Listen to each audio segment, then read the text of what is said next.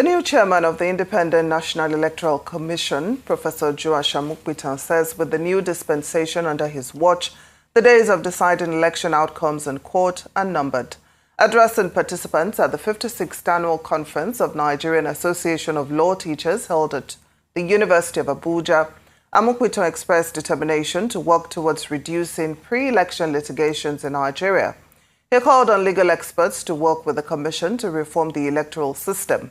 He said elections would be won at the polling units if proper law framework are put in place, and reaffirmed his commitment to uphold integrity, fairness and transparency in Nigeria's electoral process. Well, lawyer Liborous Oshomo joins us now to look at the practicability of the INEC chair's comments. Good afternoon. Thank you so much for joining us on Newsday. Yeah, good afternoon, Temitope. Thank you. And good afternoon, Hawa. So what do you make of the INEC chairman's vow to end courtroom battles over elections? How feasible is this, considering Nigeria's current political climate? Yeah, thank you very much. Everybody would want to see a Nigeria where elections are decided not by courts, by a three-man panel, but by the electorate. So certainly Nigerians would love to see that day where INEC will announce results and everybody will shake hands and go home. But that said, it is beyond rhetorics. It is beyond rhetorics in the sense that we've heard INEC former chairman, make similar speeches. Remember, Maurice Iwu once told us that he will conduct a credible election if even that's be the last thing he would do on it. It became a sound bite, but at the end of the day, we knew what became of that election.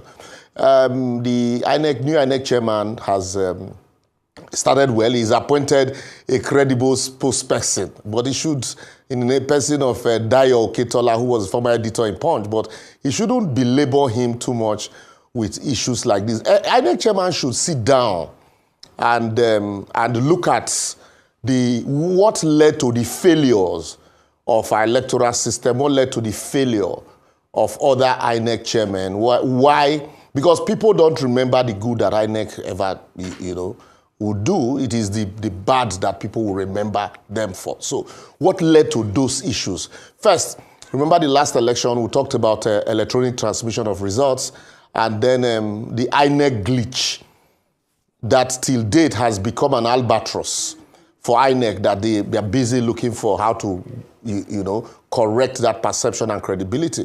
Remember the 2019 general election, INEC came with, we have server, and then after the election, we have no server. So it is beyond the chairman. It is more about, the electoral management system. You have the resident electoral commissioners, you have the EOs at the local government level, and then INEC also do not have the manpower, ready manpower for election. On the day of election, then you now have ad hoc, staff who are deployed to carry out the day-to-day, electoral processes. So the major job, and coupled with, jokingly these days we say Nigeria is a country where thugs will write an election result for professors to go announce. So all of this culminates into what become the election at the end of the day. It is not INEC that conduct the primaries at the party level, but we see that you have even more, pre-election litigation than even post-election litigation. That's not INEC. Also, the attitude of politicians. So there's a whole lot that INEC needs to do. Not just one person, not just the head, but the chairman also needs to look at the people that he's working with. People of integrity, and then there should be a matching order. You remember the INEC before now, we had people like Mikey Guinea, who in the first history of Nigeria was able to prosecute electoral offenders and send them to jail. How much of that are we ready to do today? Is the current chairman ready to prosecute deploy funds from INEC to prosecute electoral offenders the way INEC defend cases in court? Because there should be consequences for action. And in action, you need to use some people to set example. So when you do that, people will be scared to rig election. And that's the way you now begin to talk about having the people decide the outcome of election and not the court. Are we also ready to ensure that all of the glitches that we noticed in election, is a thing of the past? All of these things are what will determine whether court will interfere or not. Very well said on all those points, Liborous Oshomo. But speaking of the individuals that would be part of this change, because obviously it's not just the job for the INEC chairman, like you said, concerning litigation, the current legal framework, in what you were saying as well, it does not adequately penalize frivolous petitions or people who are erring on the side of wrong. What specific measures do you think could be implemented to discourage some of this behavior, especially lawyers and politicians that do engage in frivolous litigation during this electioneering process? Yeah, first and foremost, you also know that in other climes, the Bar Association comes down heavily on lawyers that unnecessarily, because that's largely the job of the Bar Association and also the Legal Practitioners Disciplinary Committee. But in cases where the people who are filing frivolous petitions are very senior members of the bar, the big names in the profession, what happens? These are the people who are ordinarily supposed to penalize lawyers who are filing frivolous petitions. It has nothing to do with INEC in that regard. It is the bar that should look inward and say, just like we say when a judge sits on trial, the judge is on trial. The court also should, the legal profession should look inward also and look at those petitions, the frivolous ones, or lawyers that unnecessarily delay the time of the court. Situations where judges report you to the Bar Council, the Bar Association for disciplinary measures. But here, there are no consequences such as that. So anybody can bring any petition. Even people who did not participate in election, but because they failed primaries, we've seen them in this climb, bring petition before election petition tribunal, despite the fact that they had not participated. What became of them? Nothing. No penalty. And because the Electoral Act also had, tried at some point to try to limit the processes, the number of election petitions that comes, limits by time. And then secondly, also the Electoral Act had also created the opportunity for determination. It gives the tribunal the opportunity to look at all applications filed and then subsequently deliver judgment at the tail end, at the end of hearing. But this also has become an albatross because the courts are bogged down with all kinds of petitions, a situation where you have 6 months to decide, 190 days, that's 6 months.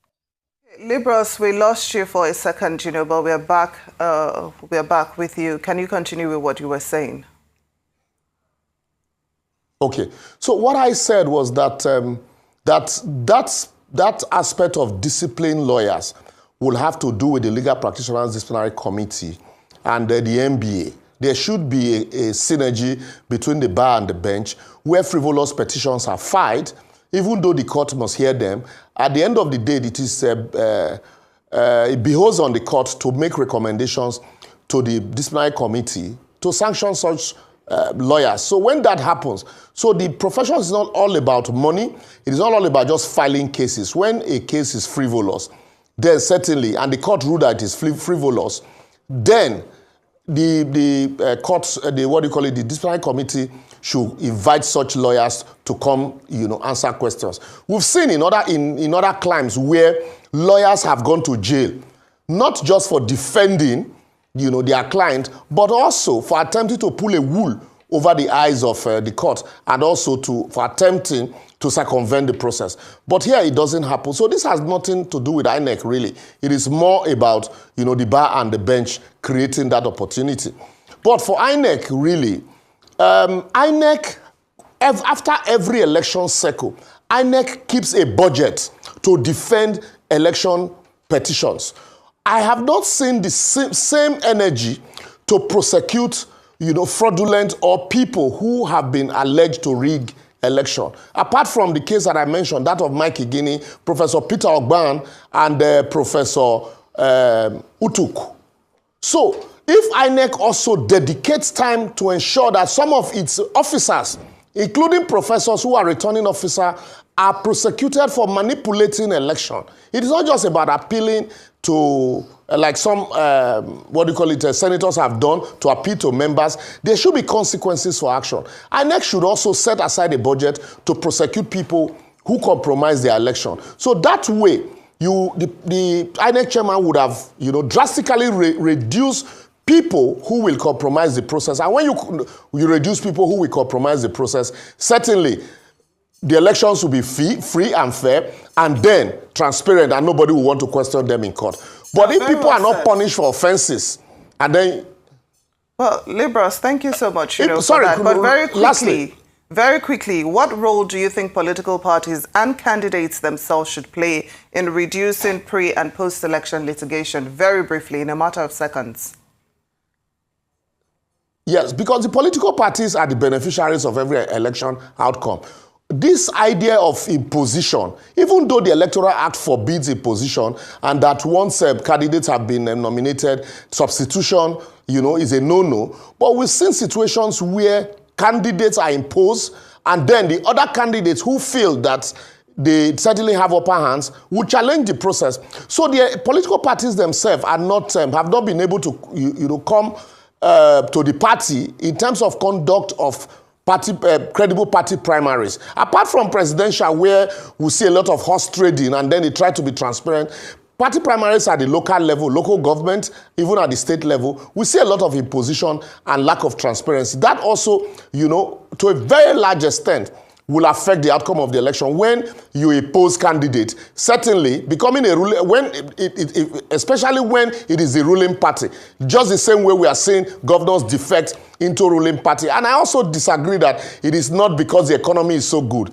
I think it is because people want to secure their position electorally, which is a big job for INEC, to truly show that irrespective of the party that you belong, certainly INEC is a different INEC at this time. Anyway, I doubt. So, when the political parties are also not transparent, what do you expect in the general outcome of the election? That's a major challenge that INEC also should face. Transparency at the party primaries and internal party democracy. Well, we'd like to thank you so much for your participation this afternoon here. Liborous Oshomo, thanks for joining us on Newsday.